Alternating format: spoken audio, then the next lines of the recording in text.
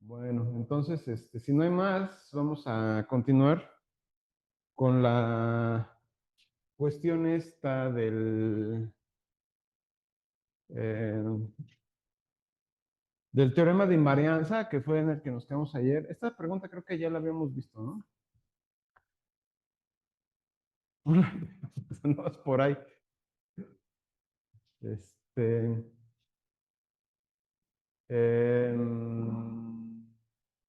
bueno, no tiene nada malo que repasemos un poquito. ¿Qué era lo que estábamos viendo ayer? Bueno, en pocas palabras, ayer estuvimos discutiendo la parte intuitiva de lo que es el teorema, bueno, no el teorema, la definición de lo que son las integrales de flujo. Eso lo estuvimos discutiendo ayer al principio. Una vez que vimos eso, pasamos a la presentación y de ahí empezamos ya con una parte más estructurada y empezamos a analizar ya la parte de la definición y varias cosas que tienen que ver con la integral de flujo. Se dio una explicación amplia de lo que es la integral de flujo.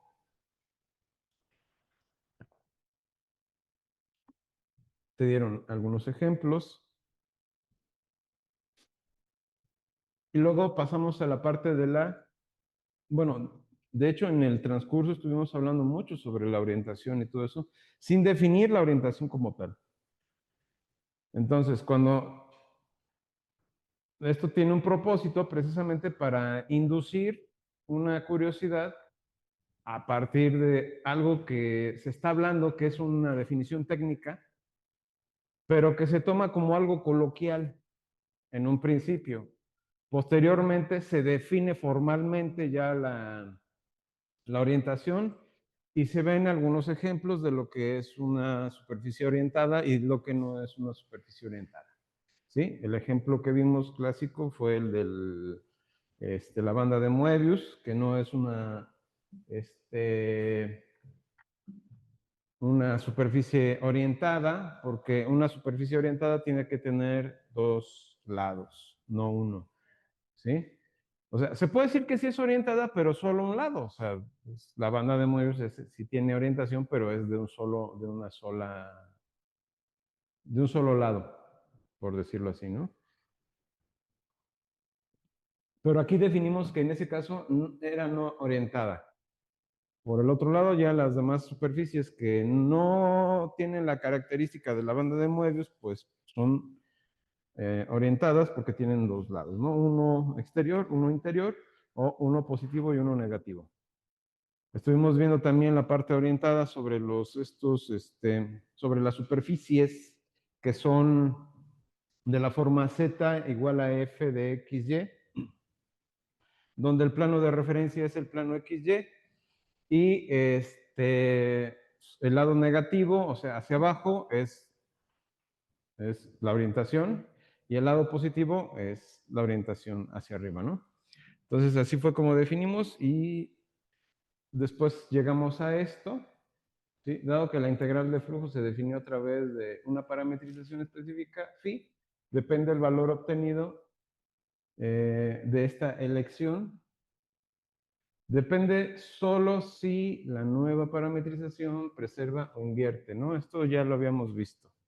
En este caso, podemos dar una reparametrización y puede invertirse la situación.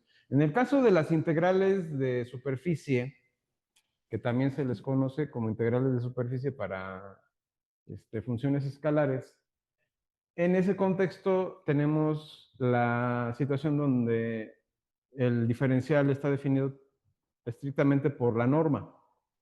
Como la norma del producto vectorial de los vectores tangentes aparece ahí, pues simplemente no altera, o sea, no altera ¿cómo se llama? La orientación, o sea, no se invierte la orientación si tenemos una parametrización, una reparametrización en ese caso. En este caso, donde tenemos integrales de flujo o integrales de superficie para campos vectoriales, en este contexto tenemos otra circunstancia, ¿no? Porque la norma ya se simplificó en el proceso y como ya no está incluida en el integrando la, la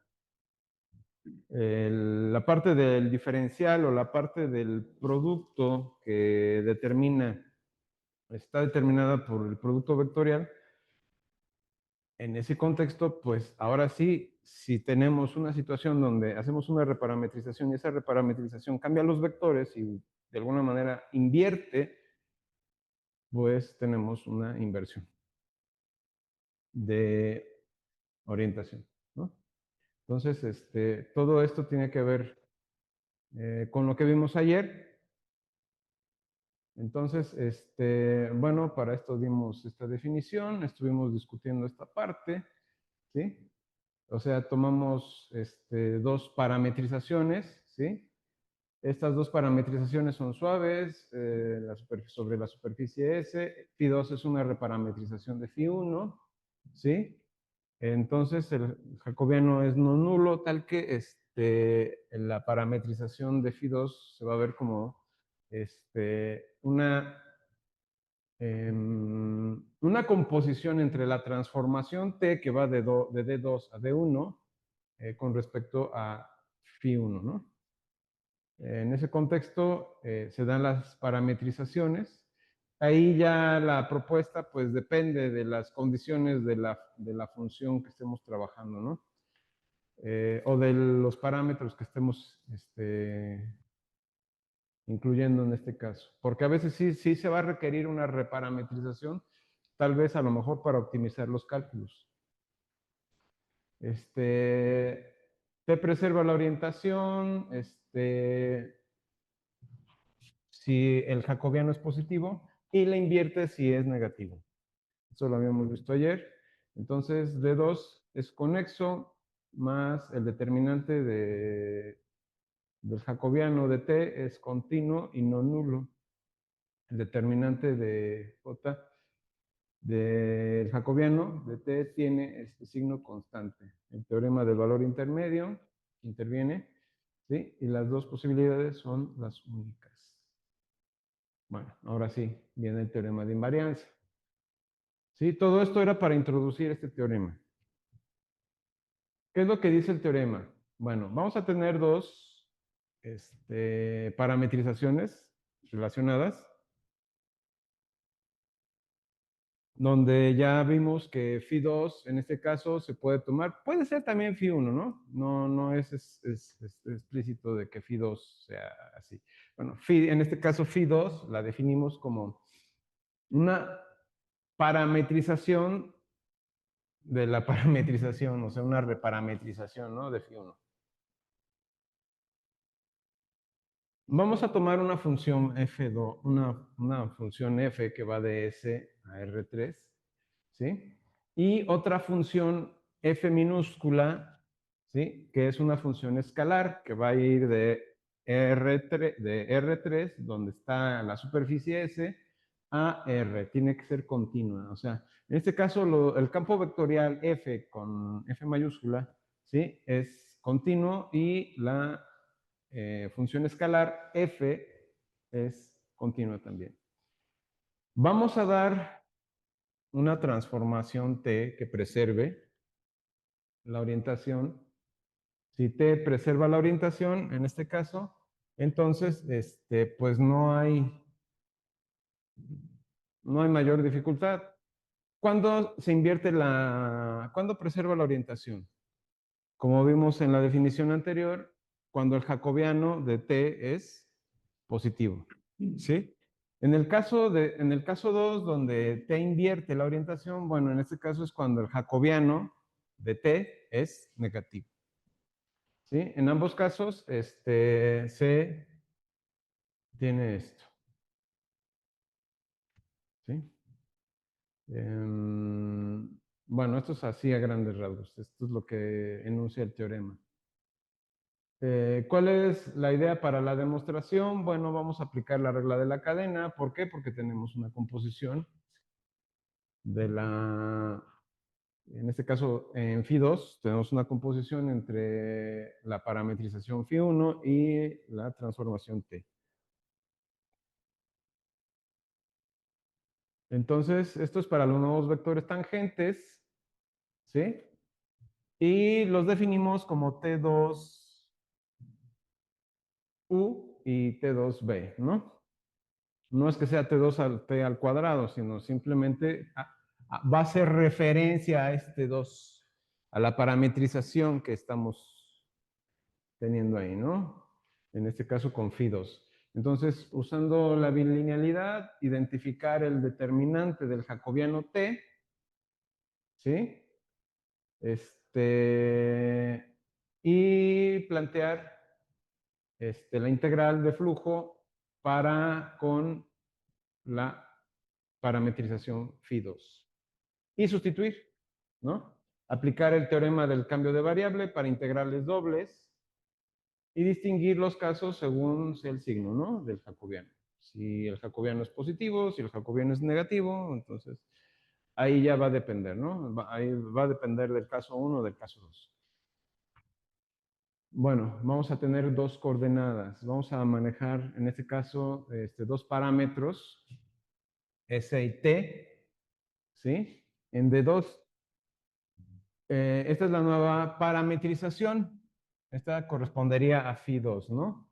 Entonces, esto va a mover lo que es la transformación T, que va a estar definida como U, donde vamos a evaluar a U con S y con T. O sea, va a ser una función escalar U que va a depender de S y de T. Y lo mismo para B. ¿Sí? Va a ser otra función escalar que va a depender de S y de T. Estos son los valores que vamos a definir para la nueva parametrización. Entonces, con esto, por hipótesis, lo que vamos a ver ahora es, tomamos a Phi2, ¿sí? Y sustituimos T, donde T, obviamente ya tomando los parámetros U y B en función de S y de T, ¿sí? Dentro de Phi1 los vamos a representar de esta forma. ¿Alguna duda hasta aquí? ¿No? Bueno, entonces, convención. Tomamos T1, ¿sí? Y tomamos T de U1 y T de U2, T de B, perdón, 1, ¿sí? Para lo que es la primer parametrización, ¿sí? Y T2U y T2B, ¿sí? Para la segunda parametrización. Entonces, esto nada más son definiciones, no estamos haciendo nada extraño, ¿no? Para la primera parametrización tenemos una cuestión estándar que hemos venido manejando desde que definimos lo que es una superficie parametrizada, ¿sí? Y en ese contexto ya podemos nosotros ahora ir un paso más allá, ¿no? Que es, ahora, estamos induciendo una composición dentro de Phi1 y la llamamos Phi2, ¿no? Ahora, esta parametrización, ¿cómo se va a mover? Aplicamos entonces la regla de la cadena, ¿sí? Y esto es para obtener la parametrización, o bueno, en este caso los vectores tangentes de T,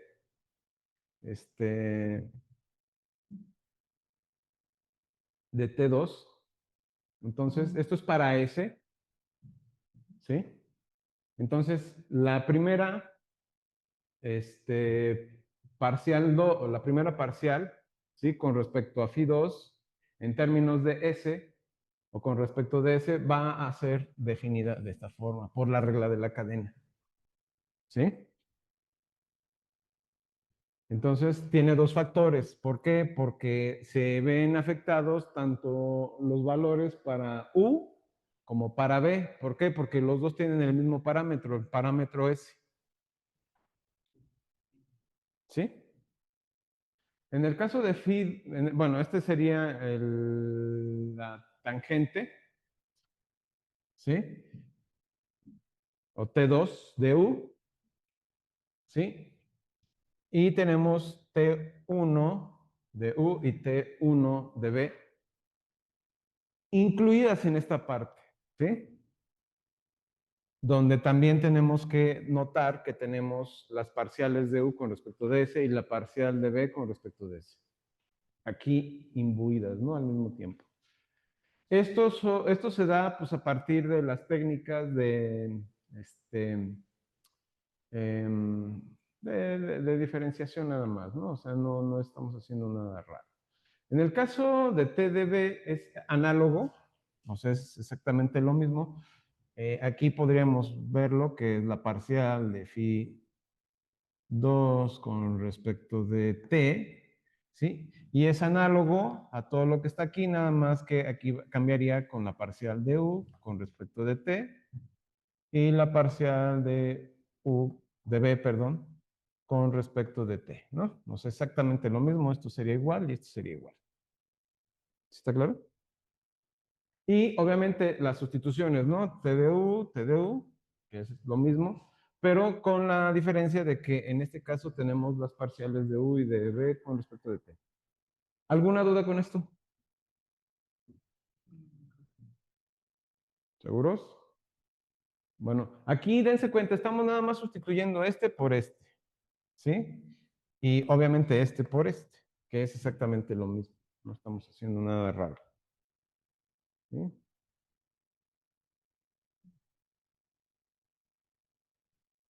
Si no, bueno, pues nada más hay que recordar un poquito cuando se hacen los parámetros para esta, ¿no?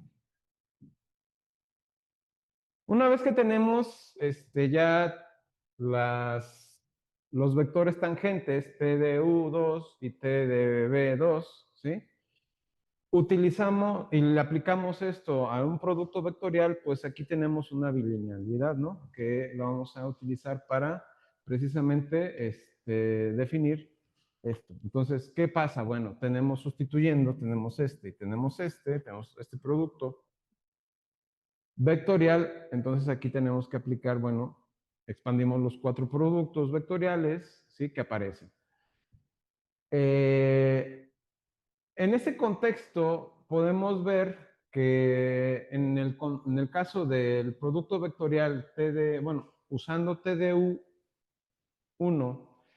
y TDU1, en el producto vectorial, pues me va a dar 0, ¿sí? Por propiedades del producto vectorial en este caso, o sea, el mismo siempre se anula, ¿sí? Y en ese contexto, hay que desarrollarlo, ¿no? Hay que desarrollarlo.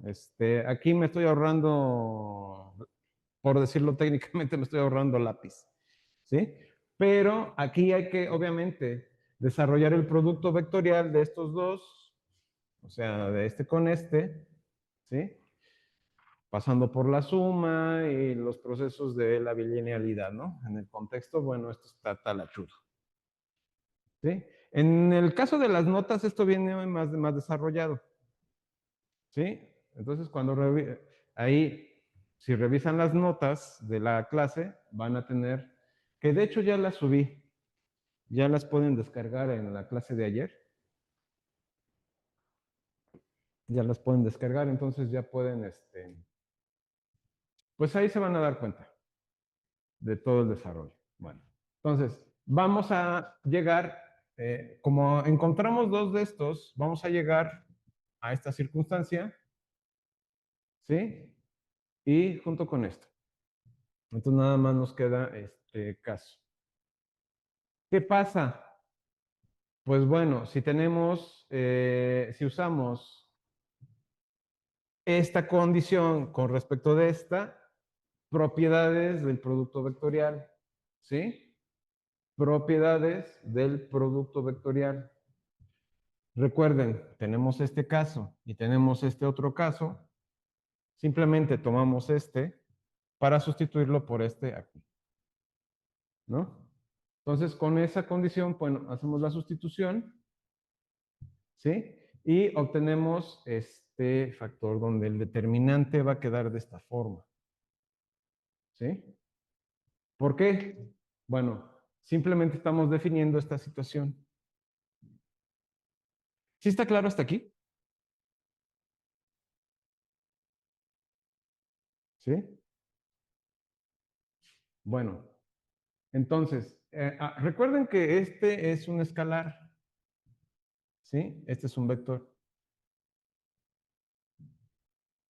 ¿sí? Entonces, a ver, simplemente, porque creo que voy un poquito muy rápido.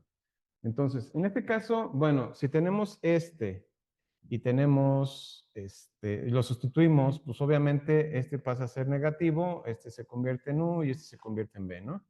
Entonces aquí aplicamos una especie de distribución, ¿sí? Donde tomamos este y lo retiramos, ¿no? De ambos términos, de este y de este, y por eso me queda esto,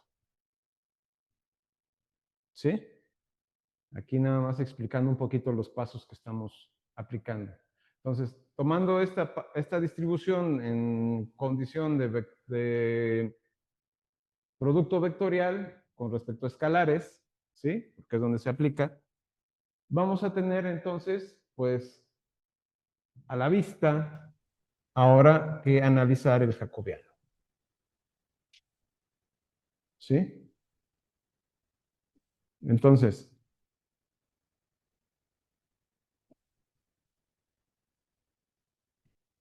el factor entre paréntesis, ¿sí? Es el jacobiano de t. ¿Quién era t? Bueno, aquí lo voy a poner. Recuerden, t era, en términos de s y de t, pues era simplemente u de st y b de st. ¿Ya? ¿Sí? Si ustedes calculan las parciales de esto, bueno, pues tienen que desarrollarlas. La parcial de S con respecto de T, la parcial de B con respecto, perdón, la parcial de U con respecto de S, de B con respecto de S, la parcial de U con respecto de T y la parcial de B con... Tenemos ahí las cuatro, ¿no? Aquí está. ¿Sí? Entonces, si ustedes lo observan, pues obviamente este con este, pues me da esto. ¿Sí? Y este con este, pues me da este. ¿Sí? Entonces, con eso queda explicada esa parte. Entonces, simplemente sustituimos esta condición donde tenemos ahora el determinante, ¿sí? Y tenemos ahora este término, donde el determinante es un término estrictamente escalar. Tenemos multiplicándolo por un vector, ¿sí? Y el factor t de s, ¿sí? Entonces, observen, ¿sí? Entonces, simplemente estamos sustituyendo. Ahora, nota, esta identidad es el corazón de toda la demostración. De aquí en adelante todo es una manipulación de puras integrales. ¿Sí? Aquí estamos incluyendo el parámetro ST, aplicándolo al contexto de este término, pues va a afectar esto, en términos de TS de T. ¿Sí? El producto vectorial nuevo, ¿sí? Es el viejo manipulado o multiplicado por el determinante del jacobiano. ¿Sí? Entonces, lo único que hicimos fue hacer una simplificación de los términos, ya ahora lo tenemos de alguna manera acomodado, y teniendo esto, ¿sí? Por la definición de integral de flujo, ¿sí? En este caso, por la definición de integral de flujo, si nosotros definimos esto, ojo, para esta parametrización, que corresponde a la superficie S, vamos a tener la integral doble de S sobre D2, ¿sí? Definido de esta forma. ¿Sí? ¿Qué más tenemos? Bueno, como ya vimos que phi 2 es la composición entre phi 1 y t, ¿sí? Entonces tenemos que hacer la sustitución dentro de la integral, ¿sí? ¿Esto qué va a implicar? Eh, esto debería de ir acá, ¿no? Pero no cabe. Eso hubiera salido, entonces lo puse abajo. Entonces, simplemente estoy sustituyendo este valor por lo que ya teníamos, ¿sí? ¿Sí? Por lo que vimos en la otra lámina. Entonces, este tiene un equivalente que es todo esto. Ujú. Y obviamente este nada más lo sustituimos por la TDS, ¿no? O sea, phi, la composición de phi 1 con TDS. Entonces, ya con esto, pues lo único que va a implicar es como el jacobiano es un escalar, sale del producto escalar. Ujú.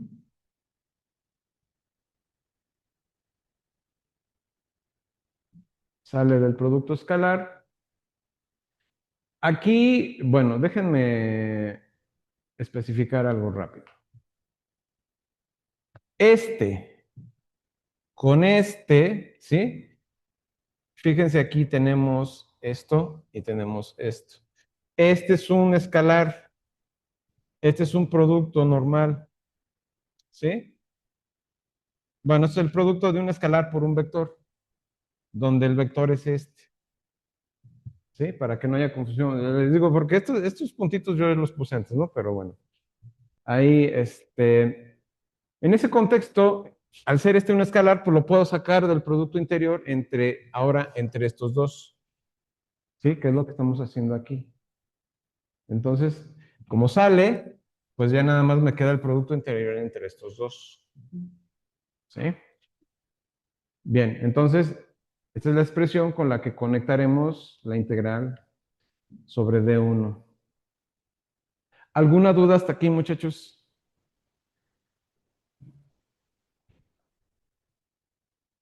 Bueno, por el teorema de cambio de variable que tenemos, bueno, definimos una función g que va en este caso, de D1 a R, es una función continua, y tenemos una transformación que va de D2 a D1. Es un difeomorfismo, ya lo habíamos dicho, entonces es de clase C1, ¿sí? ¿Y qué aplicamos aquí? Lo que vamos a aplicar aquí es, bueno, tenemos una integral doble sobre D1, ¿sí? Y bueno, me va a dar esto por el teorema de cambio de variable, ¿sí? Tenemos esa transformación, tenemos el determinante, ¿sí? El determinante va en valor absoluto porque es un escalar, ¿sí? Entonces, bueno, esa es la pura definición del teorema de cambio de variable, ¿no? Eso es para integrales dobles. Y de hecho, pues la demostración que hicimos fue estrictamente para este caso, si se acuerdan. Bueno, aparece el determinante de JT, o sea, del jacobiano de T, ¿sí? No del determinante o sea, que no tiene, en este caso, el valor absoluto, ¿no? Será la clave del análisis de los signos. Entonces, en este caso, si nosotros tomamos a la función g y la definimos o la redefinimos como este escalar, ¿sí? Parece muy complicado, pero veamos, a ver. Tenemos este resultado, ¿sí? Entonces, ¿qué es lo que vamos a hacer? Vamos a tomar todo este término y lo vamos a redefinir por g de v.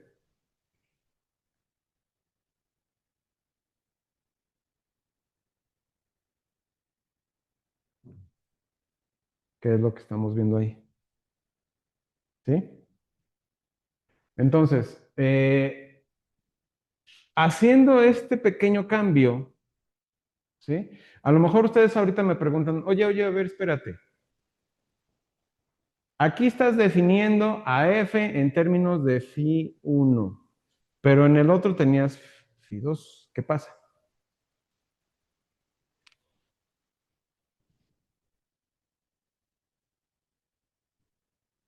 Me regreso tantito. Bueno, no tengo phi 2, tengo phi 1, porque a lo mejor se pueden ir con la finta aquí. Pero tengo phi 1 por la definición de phi 2. Al final ese es phi 2. ¿Sí? Eso es para que no quepa la duda de que, bueno, pues es que, oye, ahí tenías phi 1, sí, es phi 1, pero en la definición que dimos para phi 2 es la composición de, de t con phi 1. ¿Sí?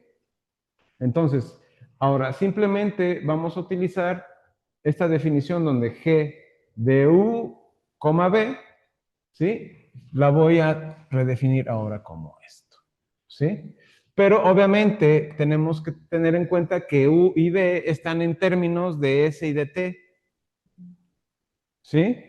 Y como están en términos de s y de t, pues este al final es t, ¿sí? Ahí está.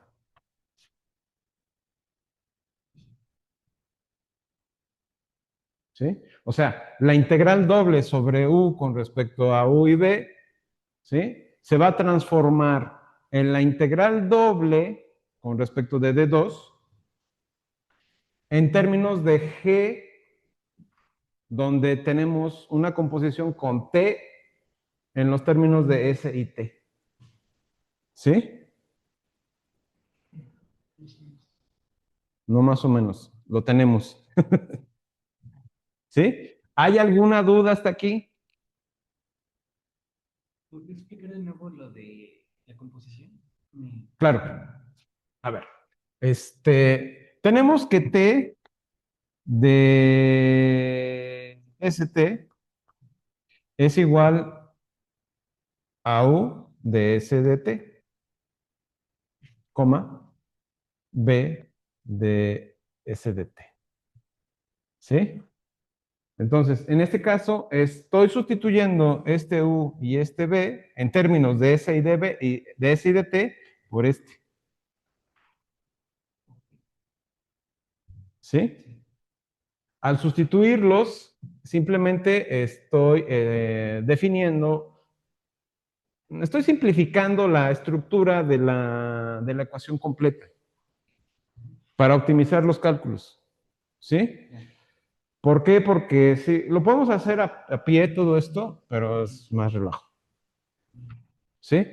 Entonces, aprovechando que tenemos el teorema del cambio de variable, pues lo usamos. De todos modos, la demostración es pesada y es larga. ¿Sí? Pero hasta aquí sí se entiende. Ok, bueno, entonces vamos bien. Bueno, en ese contexto, regresando a nuestra formulación inicial con respecto a esta integral de flujo, ¿sí? Lo que estamos haciendo, donde ya vimos toda la reparametrización y hemos transformado esto en otro bicho,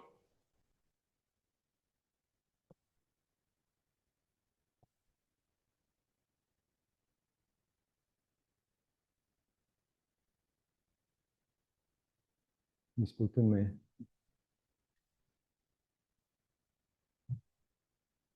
bueno, tenemos esto.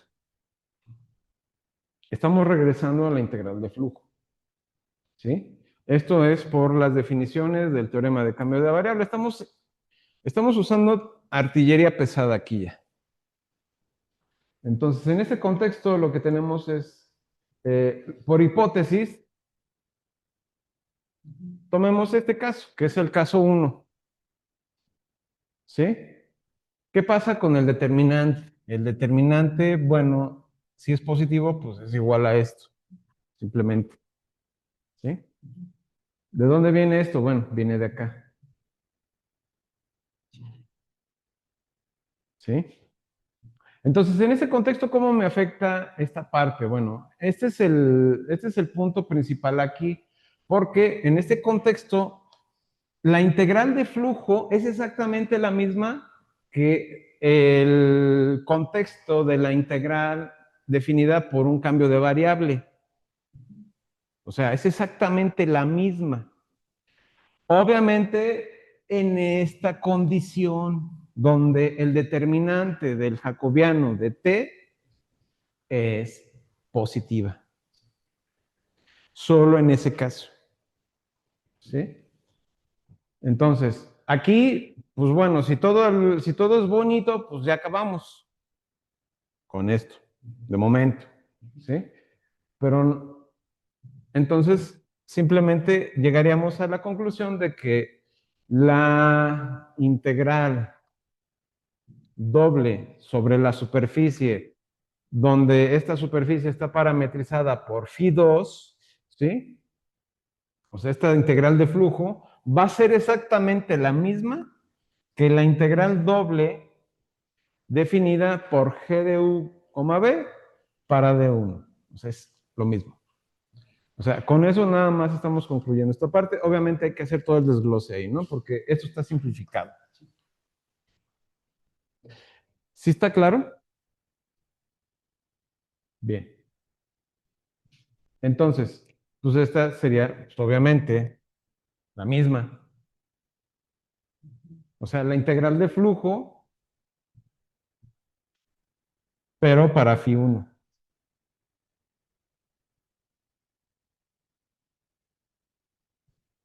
Digo, ya si me regreso, ya es darle mucho a las láminas, ¿no? Ya es demasiado. Pero bueno, esto nada más es para el caso positivo del determinante de jacobiano de t. Ahora, ¿qué pasa si tenemos el lado opuesto? Si tenemos el determinante del jacobiano de t negativo sobre d2. Entonces, bueno, pues lo único que vamos a notar aquí es que en este caso, pues el determinante lo puedo definir así, ¿no? Como el negativo del valor absoluto, como el negativo del valor absoluto del mismo determinante. ¿Sí? ¿Sí está clara esta parte? Bueno. Oye, que los valores absolutos son positivos. Bueno, siempre son positivos, pero yo le puedo asignar un valor negativo por fuera. ¿Sí? Por dentro no puedo hacer nada. Siempre va a ser positivo. Pero por fuera yo le puedo asignar un valor negativo. En este, que es lo que estamos haciendo en este caso. Puras cuestiones de aritmética.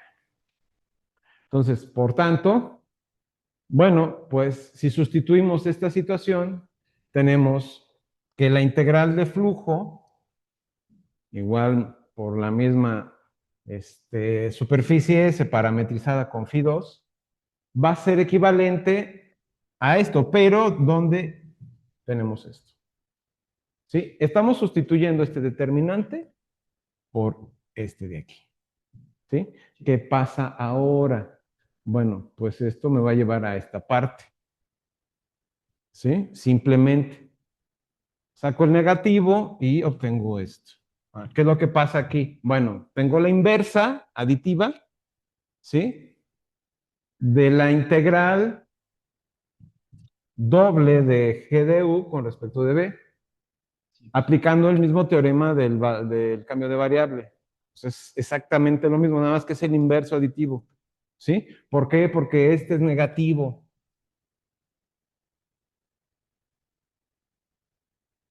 ¿Sí? O sea, se está invirtiendo el flujo. Aquí sí hay inversión del flujo. ¿Sí? En ese caso. ¿Sí? Es lo que decíamos ayer. Bueno, podemos apuntar un flujo hacia afuera, pero si yo pongo o sea, tengo una superficie y esa superficie tiene un orificio y por ahí sale un chorrito de agua. Bueno, ¿qué pasa si yo tomo una jeringa, tapo ese hoyito y le inyecto agua? Estoy aplicando exactamente una cuestión inversa. ¿Sí? Bueno, nada más por decir algo así, es una barbaridad matemática, ¿no? Decirlo así, pero bueno, es un ejemplo, nada más. En ese contexto lo que tenemos es el negativo de este. ¿Sí? O sea, sí invierte, en este caso, esta parametrización está invirtiendo la orientación de este bicho. ¿Sí? Entonces, ya con esto queda más claro, yo creo, ¿sí? Que un determinante negativo me va a invertir el flujo, ¿sí? Que es el caso análogo de lo que vimos en integrales de línea.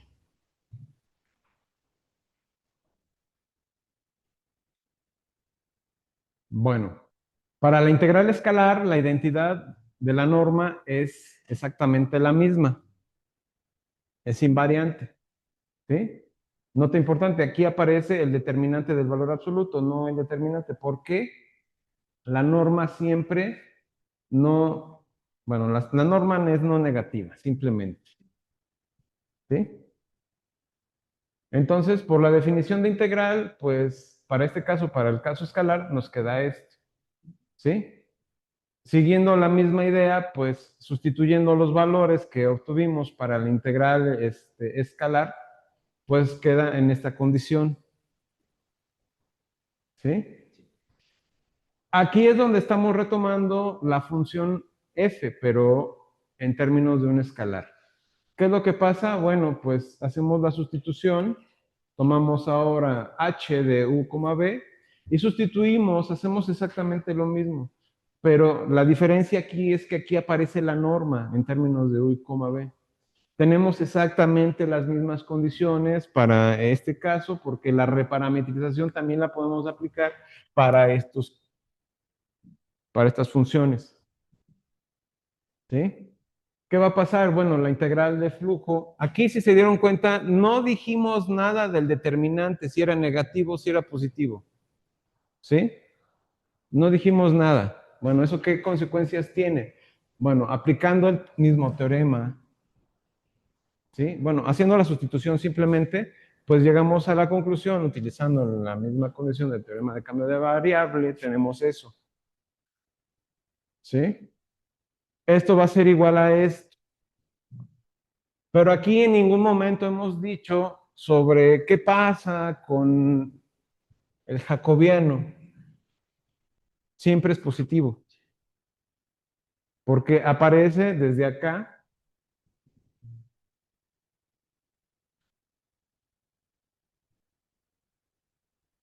Ya se cansó la máquina. Ah, sí, aparece desde aquí ya en términos positivos. O sea, en valor absoluto. Simplemente no va a haber diferencia. Si es negativo, si es positivo, siempre va a ser positivo.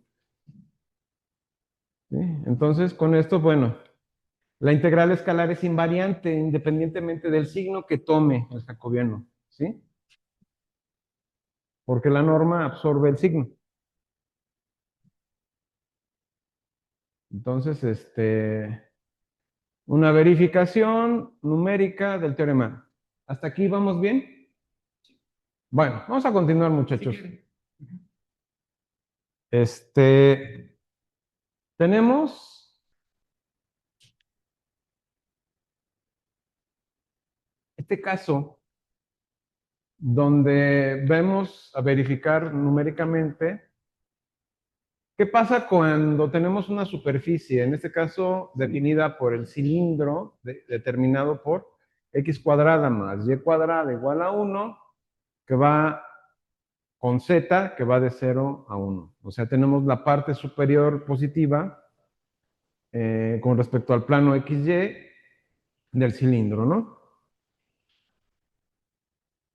Vamos a calcular el flujo del campo F, donde tenemos f de xy igual a x, y, 0.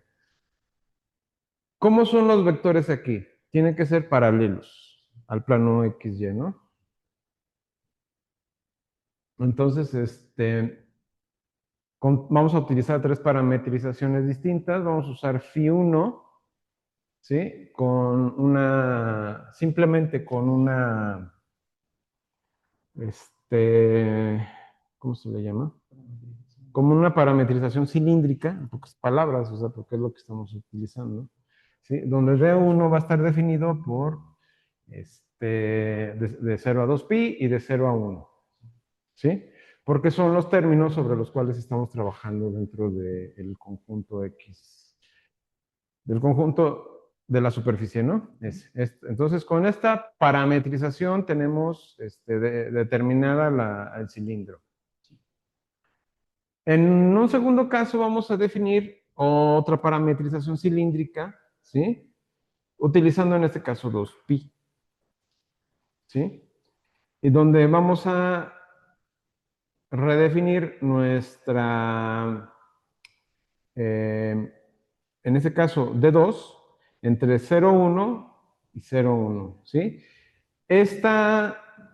La idea de esta orientación, bueno, la idea de este conjunto es que va a conservar o va a preservar la orientación de la primera parametrización, ¿sí? Y en el segundo caso vamos a dar una parametrización con un factor negativo, ¿sí? O sea, tenemos el caso donde estamos haciendo una ligera inversión con respecto al seno. Sí, estamos tomando el aditivo, el inverso aditivo del seno, simplemente. O sea, es la misma parametrización que Φ1, pero con un sentido negativo. ¿Sí? Esto va a invertir los vectores. ¿Sí? Entonces, va a invertir los vectores del campo de flujo. O sea, la orientación. Es lo que va a provocar.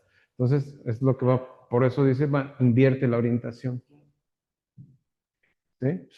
Entonces, bueno, empezamos con los vectores tangentes. Tomamos T1, ¿sí? Con respecto de U, calculamos los vectores. Tenemos, recuerden que estamos trabajando con R teta. En este caso nada más es 1. Entonces, con respecto de U, va a ser el menos seno de teta, coseno de teta, 0. Y es 0,1 dB. En este caso, el producto vectorial de estos dos vectores tangentes es el coseno de teta, seno de teta. Nada más. El valor de z es 0, ¿sí? Y sobre Φ1, ¿sí? Haciendo la composición con respecto a F, ¿sí? Bueno, F está definida de esta forma. Regresemos tantito, ¿sí? Que en este caso tomaría los términos de X y Y. Y nada más para que recuerden. Entonces, sobre Φ1, sustituyendo estos valores de X y Y, ¿sí? Podemos ahora enfocarnos en el producto interior como F es el seno, o sea, haciendo la composición con Φ1, ¿sí? Es el seno, perdón, el coseno seno, pues me da en el producto interior con este otro, el coseno al cuadrado, que es al final 1. ¿Sí? Entonces tenemos la integral doble de 0 a 1, de 0 a 2pi, donde el integrando es 1. ¿Sí? Esto, pues simplemente me da 2pi. ¿Sí? Que sería el cálculo del área de... Bien. ¿Alguna duda hasta aquí? ¿No? Bueno, ¿qué pasa con ahora si reparametrizamos? Si tomamos en este caso una transformación S de t y la definimos como 2pi de S y t. Bueno, pues el jacobiano va a ser positivo, ¿sí? Y va a preservar la orientación. En estos términos no causa mayor dificultad porque la misma forma de la parametrización en su orientación me deja ver claramente que las parciales me van a determinar este mismo valor positivo, porque en el otro caso voy a tener un valor negativo perdón, un valor que se anula, ¿sí? En los determinantes. En el determinante, perdón, del jacobiano. Entonces, esto, ¿cómo lo vemos? Bueno, calculamos vectores tangentes, ¿sí? De phi 2. Este sería el primero, ¿sí? Entonces, esto es con respecto de S. Y con respecto de T, pues es este, ¿no? Tomando estos valores, ahora calculo el producto vectorial de estos dos, entonces obtengo este término, ¿no? ¿Qué es lo que vamos a ver ahora?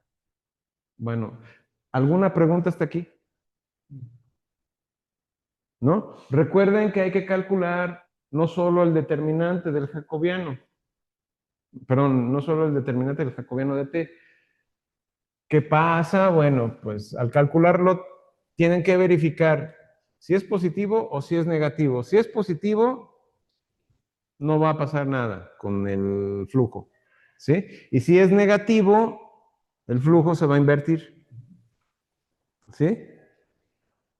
Entonces, bueno, ahí vamos. Ahora, tenemos que pasar a calcular los vectores tangentes, que son estos dos, ¿sí? Una vez definidos, bueno, aplicamos el producto vectorial, ¿sí? Hacemos los cálculos que tenemos que hacer y obtenemos nuestro vector tangente, nuestro vector, o nuestro vector normal, ¿sí? Para esta parametrización, ¿sí? En el paralelogramo que defina el parchecito que está ahí, ¿sí? Bien, entonces ya con esto sabemos, ahora sustituyendo, ¿sí? El coseno de 2pi por s para x y el seno de 2pi por s para y, ¿sí? Que son los valores que toma f, haciendo una composición con phi 2. En ese contexto, pues bueno, tomamos ahora el producto vectorial de los vectores tangentes de la parametrización para phi 2 y aplicamos el producto escalar, perdón, el producto interior, ¿sí? Esto me va a llevar a esto, ¿sí? Al final, pues esto me da 1, me queda en términos de 2pi, ¿sí? Y en ese contexto, pues el integrando es positivo. Ya habíamos visto, no va a afectar. Entonces, la integral es positiva. ¿Sí? Obtengo el mismo resultado. Entonces, hasta aquí no tengo problema porque el resultado no, bueno, la primer reparametrización no me invierte nada, simplemente es el mismo resultado. Ahora, nota importante, coincide con phi 1, entonces el teorema 1 se confirma. O sea, el teorema en 1 romano se confirma, ¿sí? Del teorema anterior. Ahora, ¿qué pasa? Cuando los vectores tangentes se van a definir con con la otra parametrización.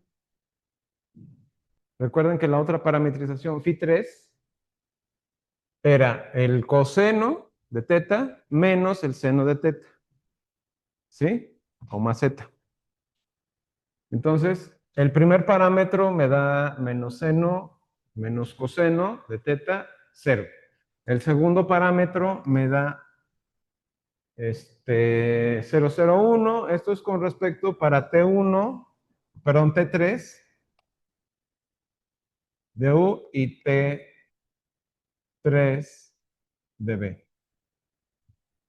¿Sí? Esto es para estos dos términos.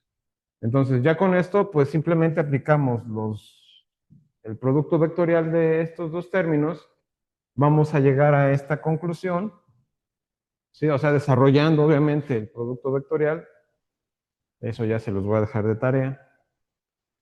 Y en este caso, por la definición de f que dimos, compuesta con phi3, ¿sí? Vamos a tener entonces este producto vectorial, perdón, este producto interior, ¿sí? Y en ese contexto vamos a tener este término, que al final me va a dar -1. Aquí es donde notamos que se invierte el, el signo, entonces ahí cambia la orientación exactamente del flujo, ¿sí? O sea, aquí la orientación es negativa. Análisis, la reparametrización de φ1 y φ3 es esencialmente de y a menos y, ¿sí? Bueno, donde el jacobiano es -1, es negativo, o sea, el determinante del jacobiano es negativo de t. Entonces, el teorema 2, el teorema en el punto 2 romano se confirma. La integral cambia de signo, ¿sí?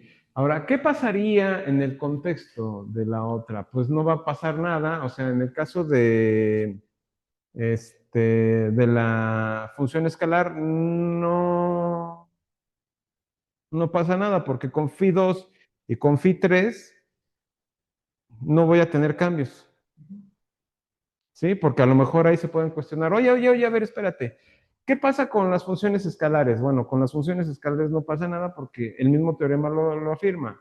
Una función escalar es invariante a los cambios de flujo, ¿sí? Por la norma que aparece.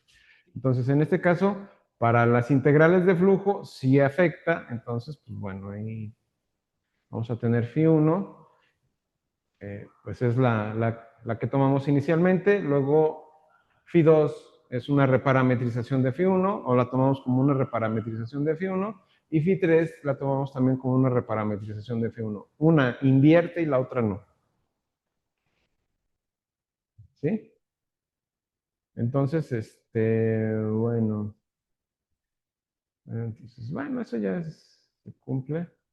La conexión entre las dos clases de integrales, tenemos esto, ¿no? Estamos estudiando integrales de flujo, ¿sí? La integral vectorial sí se ve afectada por la orientación y las escalares simplemente no pasa nada, está con la orientación en ese contexto. Entonces, pregunta natural, ¿hay alguna manera canónica de reducir la integral de flujo a una integral escalar específica? Pues solo en los casos donde la parametrización se pueda establecer en términos de x, y, z, o en términos de x, y, z, f de x, y. Sí, tomando en ese caso el producto escalar de la componente normal del campo, definido por ¿no? Eso lo hicimos ayer. Definimos una función escalar para esa teorema componente normal. ¿Alguna duda hasta aquí, muchachos? No.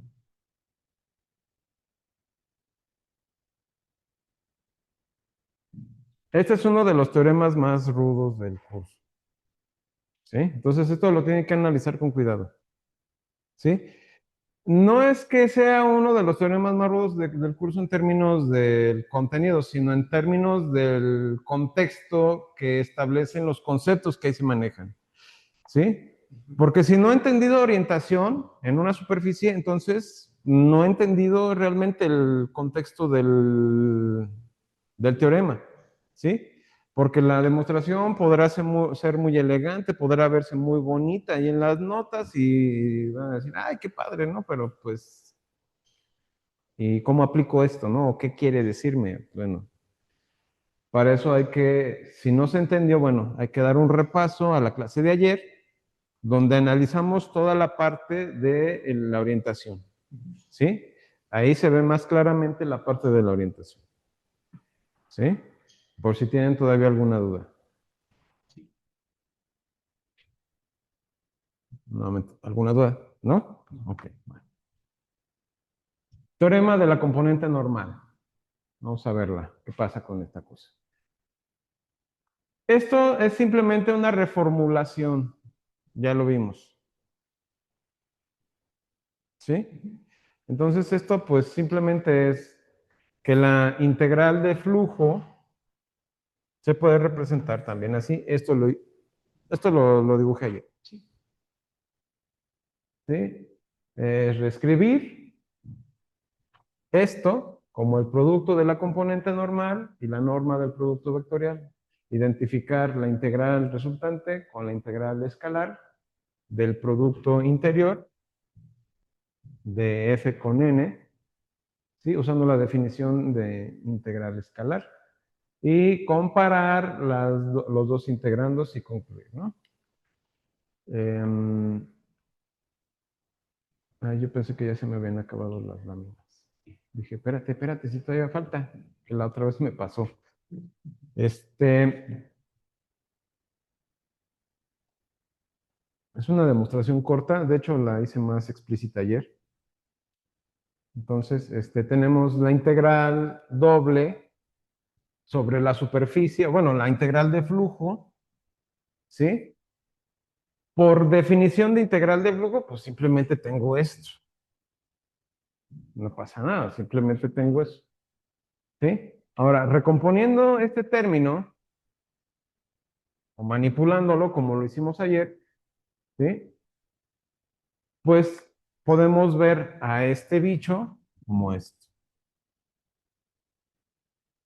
¿Sí? O sea, la normal, o sea, el vector normal aplicado a la función phi, o sea, la parametrización en términos de u, b, ¿sí? Donde también tenemos definido en este caso, la norma del producto vectorial. Entonces en estos términos, el vector normal está definido, ¿sí? Como el producto vectorial, ¿sí? De los vectores tangentes t de u y t de b entre la norma del mismo producto. O sea, no tiene nada de raro, ¿no? Recuerden nada más. Cuando vean esto y esto, pues es simplemente recordar que n de phi de u, b, ¿sí? Es igual a t de u cruz t de b entre t de u cruz t de b, pero con la norma. Este término es positivo. O sea, ¿por qué? Porque este bicho siempre me da, en los términos de la norma, siempre me da un valor positivo. ¿Por qué? Porque como hemos definido la suavidad, esto es distinto de un vector nulo. ¿Sí? Entonces, pues bueno, siempre me va a dar un valor positivo. Ya con eso, pues podemos sustituir este término por o sea, por el que va aquí, ¿sí? Manipulamos un poco los términos. Este es un escalar, sale del producto interior que tengo aquí, ¿sí? Ojo, tengan cuidado. El puntito más bien debería de ser así. ¿Sale? Entonces, este es un escalar por un vector. ¿Sí? Nada más aclarando datos porque se pueden confundir ahí con la notación. ¿Alguna duda hasta aquí, muchachos? ¿No? Ok. Bueno, esto ya lo hemos visto ayer, entonces yo creo que ahorita se entiende un poquito más, ¿no?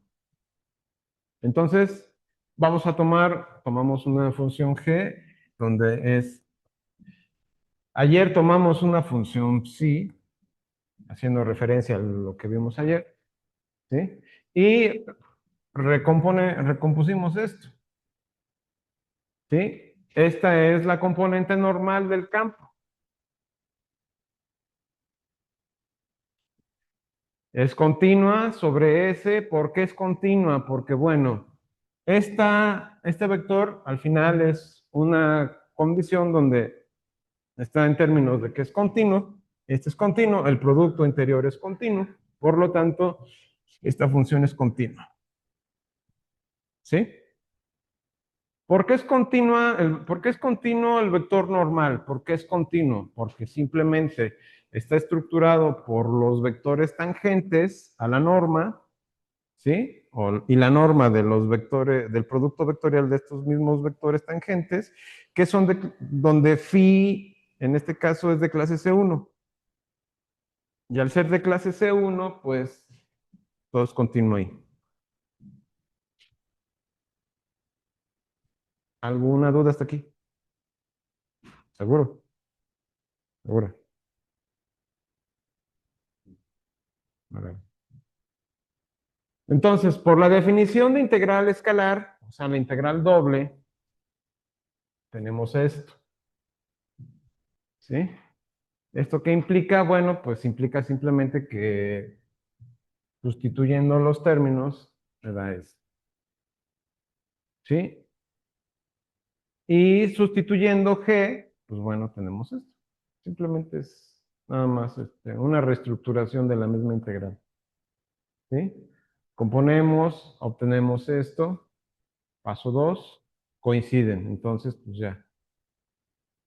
En ese contexto, por lo tanto, la integral de flujo la puedo reinterpretar entonces en estos términos. ¿Sí? Y con eso termina la demostración.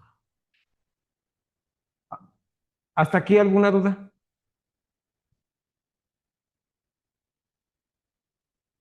¿No? Bueno. Con esto termino lo que es la parte de integrales de flujo. Hay mucho más que se le puede exprimir a esto. ¿Sí? Pero obviamente ya nos quedan prácticamente 4 clases. ¿Sí? Entonces, voy a pasar a explicar ahorita nada más de forma muy rápida lo que es el teorema de Stokes. ¿Sí? Y mañana nos introducimos de lleno al teorema de Stokes.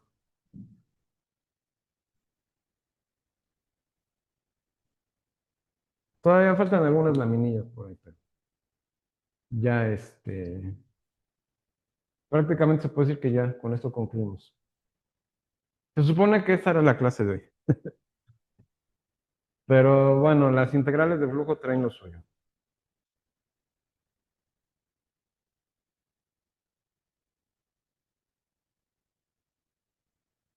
Teorema de Stokes. ¿Qué es lo que representa en este caso el teorema de Stokes? No voy a profundizar en la presentación, ya está lista, ya está todo ahí. Pero ahorita más bien lo que voy a hacer es explicar el concepto. ¿Sí? Entonces, desconéctense de integrales de superficie, integrales de flujo. Total. Bueno, vamos a pasar al contexto, ¿no? Ya en el teorema de Green ya habíamos estudiado esto de alguna manera, pero ¿qué es lo que me dice el teorema de Stokes? El teorema de Stokes está relacionado con las integrales de línea también. ¿Sí? Pero nosotros habíamos estado trabajando en el teorema de Green en un contexto, ¿sí? Donde el asunto estribaba en el plano. O sea, integrales dobles para un plano. Bueno, está bien. Pero ¿qué pasa cuando tenemos una superficie? O sea, ¿qué pasa cuando tenemos una superficie donde tenemos Déjenme pintar mi famosa alfombra mágica. ¿Sí? ¿Qué pasa cuando tenemos una superficie de ese estilo? ¿Qué se imaginan? Bueno, pues, si es un conjunto, en este caso, vamos a seguirla llamando superficie S. ¿Sí? Dentro de esta superficie, ¿sí? Pues al ser una superficie, valga la redundancia, es una cosa plana, ¿sí? Aunque tenga ondulaciones, ¿sí? Aunque tenga dobleces, ¿sí? De momento limitémonos a esto, en este caso. En este contexto, ¿sí? ¿Qué es lo que va a pasar? Bueno, lo que vamos a ver aquí es que en ese caso, lo que decía el teorema de Green era, bueno, a ver, tienes un conjunto de, y en ese conjunto de, ¿qué es lo que vas a ver? Bueno, pues en ese conjunto de lo que tienes, o sea, lo que decía Green, en un conjunto de, ¿sí? Que es una región plana, ¿sí? Pues yo puedo definir a esto, o sea, si yo quiero calcular sobre, yo quiero calcular las integrales de trayectoria o las integrales de línea, ahí, pues tengo que verificar, bueno, que si es una si es una curva cerrada, pues la puedo dividir en dos, en este caso. Si es una superficie cuadrada, la divido en cuatro. Si es pentagonal, la divido en cinco y así sucesivamente, ¿no?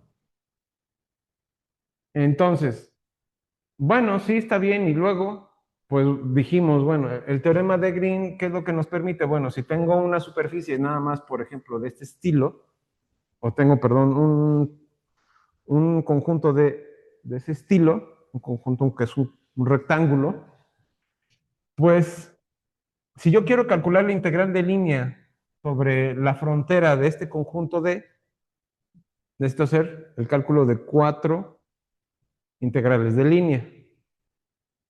¿Sí? Entonces, ¿qué es lo que pasa? Bueno, pues tengo que hacer más cálculos.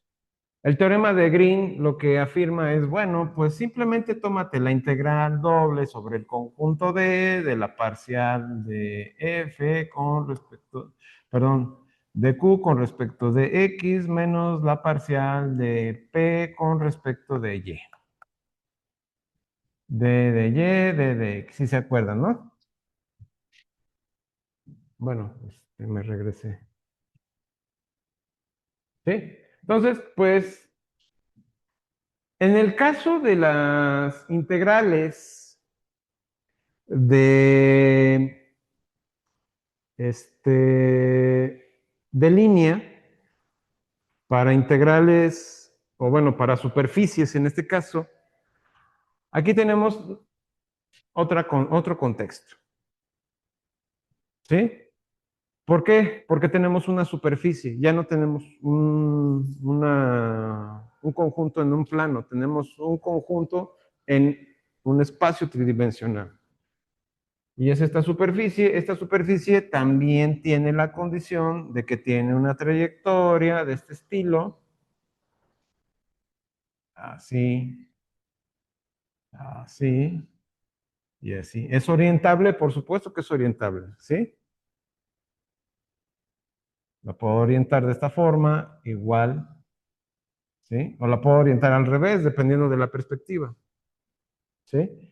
Y me puedo definir ahí, pues, la orientación de la trayectoria. Ahora, esto tiene que ver con la orientación de la superficie.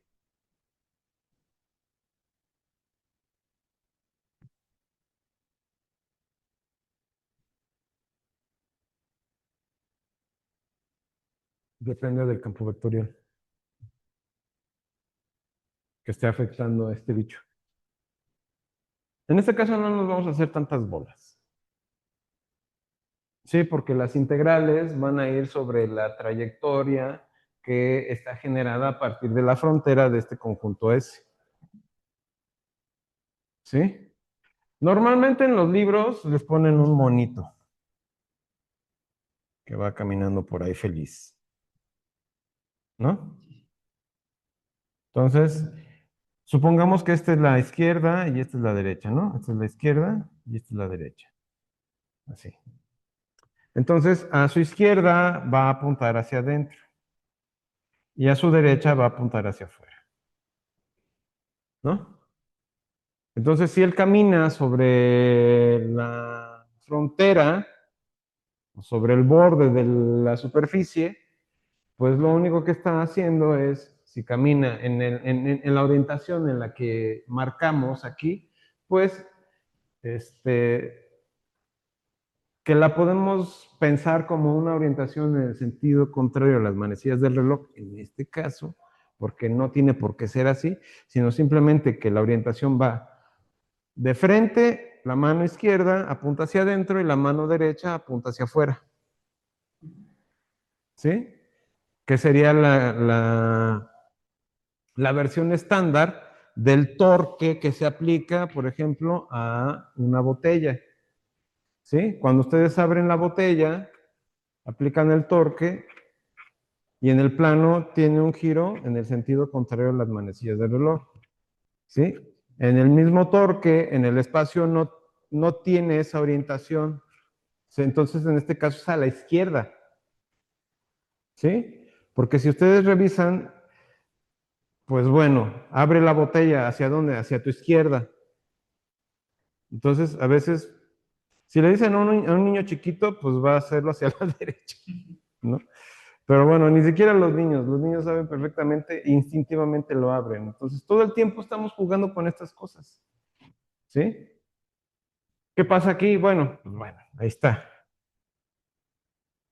¿Qué va a pasar con esto? Las integrales de línea que vamos a aplicar aquí son 4, ¿sí? Esta trayectoria, si yo defino como positiva, pues tiene sentido positivo. En este contexto, esta tendría un sentido negativo. O sea, C1 es positiva, C2 es positiva. Las puedo definir así. En ese contexto, como esta va al revés, C3 sería negativa y C4 sería negativa. Las podemos pensar así. Esto se complica cuando tenemos campos vectoriales, pero ahí ya usamos integrales de superficie, integrales de flujo. ¿Sí? Pensando en esto, pues bueno, simplemente nos enfocamos, calculamos las integrales de línea ahí. ¿Qué es lo que dice Stock? Bueno, lo que dice Stock es que, bueno, pues aquí puedes calcular una integral doble sobre una parametrización definida para la superficie, ¿sí? En los términos del rotacional. ¿Sí? Entonces, en ese contexto,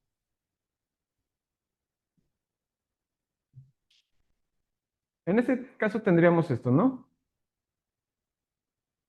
En el caso de la identidad de sobre la superficie, en este caso sobre la frontera, para Green es esto, la frontera de la región D. ¿Sí? O sea, el cálculo de las integrales de línea, ¿sí? Sobre la frontera del conjunto D. Entonces, pues ahí aplicábamos el rotacional. ¿Sí? O sea, el teorema de Green, ¿se acuerdan que de hecho demostramos que con respecto al rotacional, o sea, si tenemos un campo vectorial definido por F y este rota, ¿sí? Pues me va a dar simplemente el mismo caso del teorema de Green. O sea, en el caso del rotacional para un conjunto D es un caso particular del teorema de Green. Sí, porque el teorema de Green agarra todo tipo de funciones vectoriales. ¿Sí? Pero en el caso particular del rotacional, pues se confirma, pues esto. Obviamente aplicado para específicamente el vector K. ¿Sí? Aquí la cosa es diferente. ¿Por qué? Porque aquí ya lo estamos aplicando para la frontera de la superficie. ¿Sí? O sea, que es el caso anterior que estábamos dibujando. Entonces, en este caso, Stokes, esto sería el teorema de Stokes en el plano. ¿Sí? Pero ya en la superficie, o sea, en una superficie en R3, estamos en otra condición. El campo vectorial tiene que también tener una rotación. ¿Sí? Entonces, en este sentido, la condición de calcular una integral de línea aquí sobre una curva cerrada me va a llevar el cálculo al menos de dos integrales de línea, al menos de dos. ¿Sí? Porque podría ser que fuera el caso que dos se anulan. ¿De qué? Dependiendo de qué tipo de campo vectorial estoy hablando. ¿Por qué? Porque en una rotación yo puedo tener diferentes cuestiones. Yo puedo tener una rotación que haga esto.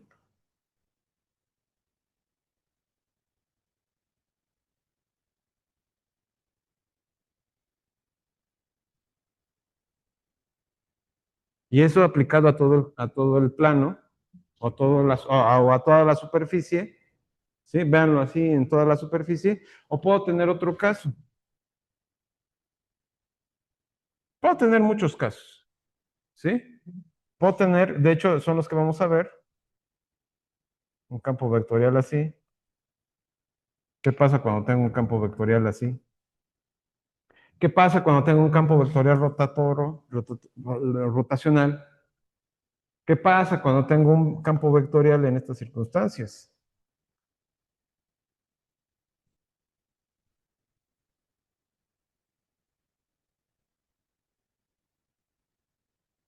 Por arriba o sea, este es S, pero aplicando F3, F2, F1. En el rotacional, pues no hay mayor dificultad. Aplicamos